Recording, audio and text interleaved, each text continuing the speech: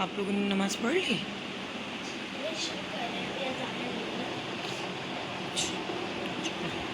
अच्छा आप लोग पढ़ लो, मैं जब तक वज़ू करती हूँ।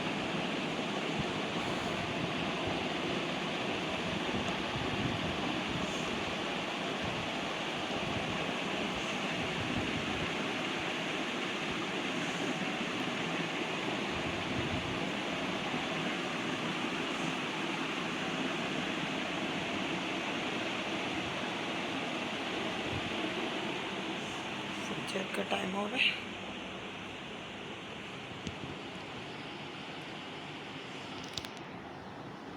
हाँ 10।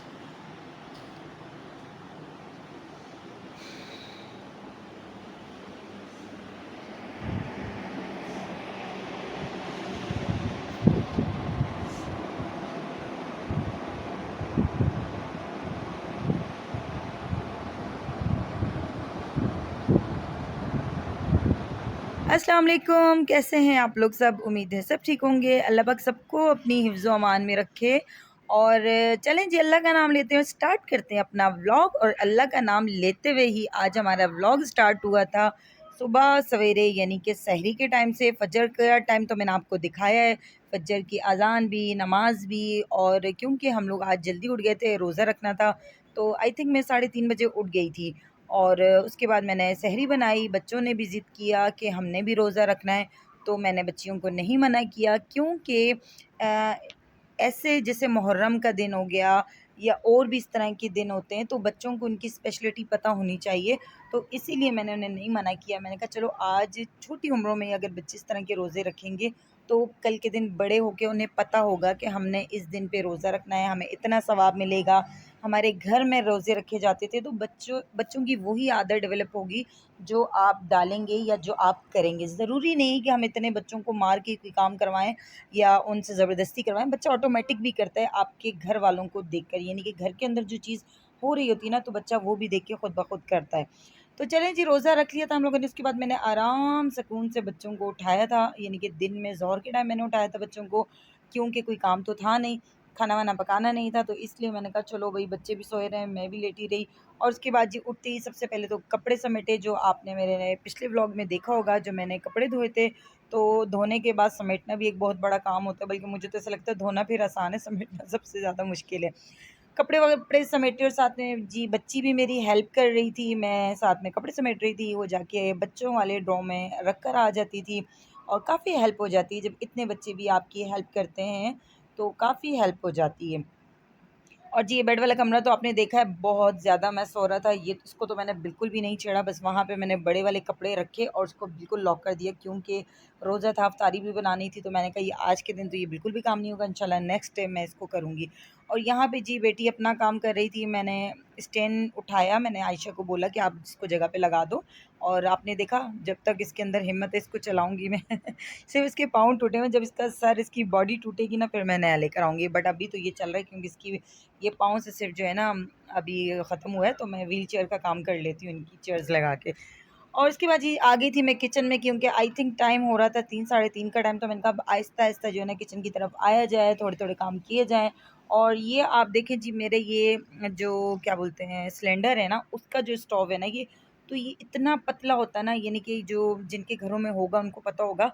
तो इतना पतला होता है ये, इसको क्या बोलते हैं, तार, ये क्या बोलते हैं इस स्टोव के जो मटेरियल होता है, ये इतना पतला होता है ना कि इसके ऊपर हल्का-सा भी कुछ गिर जाए ना तो फ़ौरन जल जाता है। तो इसीलिए कोशिश किया करें, इसको भी अपने ओवन की तरह, अपने स्टोव की तरह इसको भी रेगुलर साफ़ किया करें। मैं भी रोज़ करती हूँ, कपड़ा वगैरह लगा देती हूँ, बट आज मैंने थोड़ा-सा इस पे लिक्विड वगैरह डाल के इसको अच्छे से चमका दिया था, क्योंकि इसका साफ़ होना बहुत ज़रूरी है। क्योंकि ये एक दफ़ा जल जाए ना, इतना यानी कि पतली इसकी वो होती है, स्टोव का पूरा ये मटेरियल होता है कि ये एक दफ़ा जल जाए ना, तो फिर साफ़ होना बहुत मुश्किल लगता है और गंदा भी लगता है। क्योंकि मेरा काम तो अभी ज़्यादातर इसी पर होता है, तो बिल्कुल भी अगर आप गंदी कोई चीज़ घिरी हुई हो, कुछ हो, तो वो फिर आपको मज़ा नहीं आता है, काम करते हुए आप फ्रेश नहीं होते।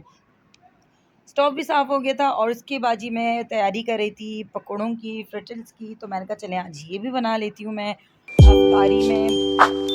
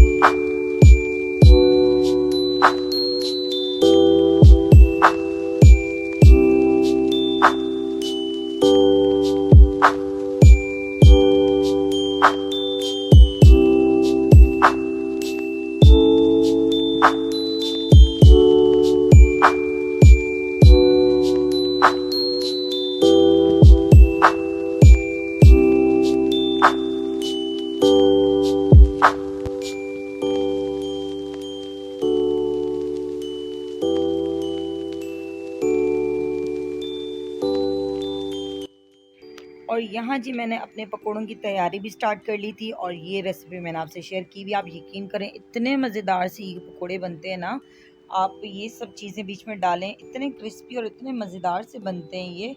और बहुत मज़ा आता है क्योंकि इसमें मैदा, कॉर्नफ्लोर और बेसन हम डालते हैं। एक अकेला बेसन नहीं डालें, आप ये तीनों चीज़ें ऐड करें अपने स्पाइसेस के साथ तो बहुत ही मज़ेदार से बनते हैं। ज़रूर ट्राई कीजिएगा आप लोग।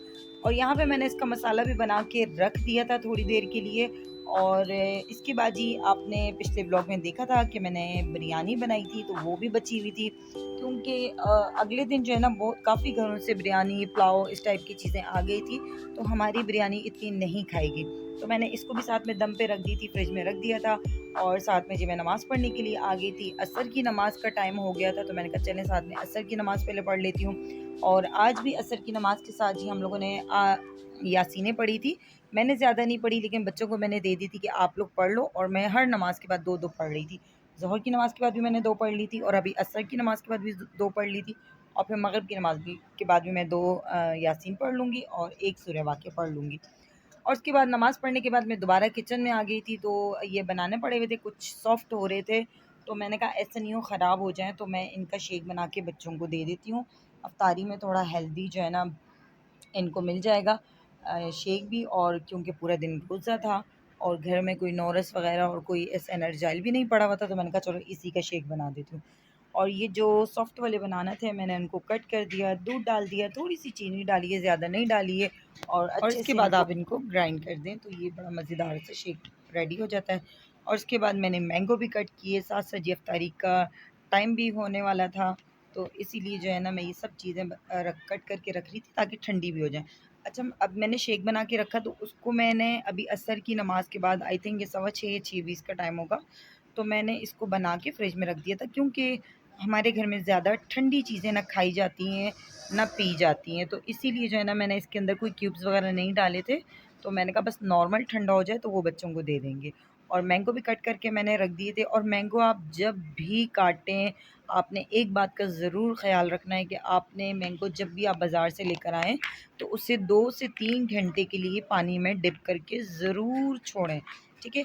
ऐसा होता है ना कि हम लोग जब भी बाहर से मैंगो आते हैं, तो हम लोग उसको डायरेक्ट जो है ना फ्रिज में रख देते हैं, तो कभी भी ऐसा ना करें आप, क्योंकि पानी में रखने से मैंगो की गर्माइश ख़त्म होती है, बैक्टीरियाज़ ख़त्म होते हैं। कोशिश किया करें कि आप 1 से 2 घंटे, अगर 2 घंटे नहीं भी हैं, तो आप 1 घंटा, आधा घंटा तो ज़रूर रखें, उसके बगैर बिल्कुल भी मैंगो कट करके घर में नहीं दें आप। तो इसको लाज़मी पहले आप पानी के अंदर डिप करके छोड़ दें, उसके बाद आप फ्रिज में रख दें इसको ठंडा करने के लिए। या वैसे आप ओवरनाइट के लिए जो फ्रिज में हम चीज़ें रख देते हैं, वो आपकी मर्ज़ी है, बट आपने पानी के अंदर इसको पहले लाज़मी छोड़ना है और उसके बाद जो है ना आपने इसको खाने के लिए यूज़ करना है, चाहे वो फ़ौरन खा रहे हैं या बाद में खा रहे हैं या नेक्स्ट डे खा रहे हैं। मैंगो भी कट चुके थे यहाँ पे जी। और यहाँ पे मेरे जो मैंने बिरयानी रखी थी साथ-साथ, तो वो भी गर्म हो चुकी थी, बड़ी मज़ेदार सी।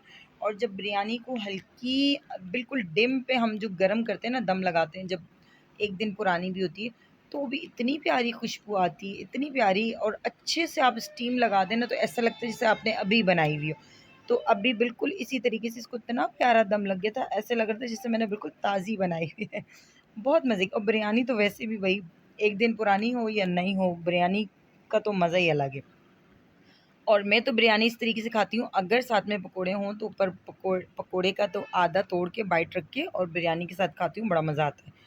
और इसके बाद जी टाइम हो गया था, तो मैंने कहा चलें अब गरमा-गरम पकोड़े भी हम रेडी कर लेते हैं। और ये देखें जी साथ-साथ मैं अपने पकोड़े डाल रही हूँ, जो कि बड़े ही मज़ेदार से पकोड़े बने थे और साथ में बिरयानी खाए तो और ही मज़ा आया था।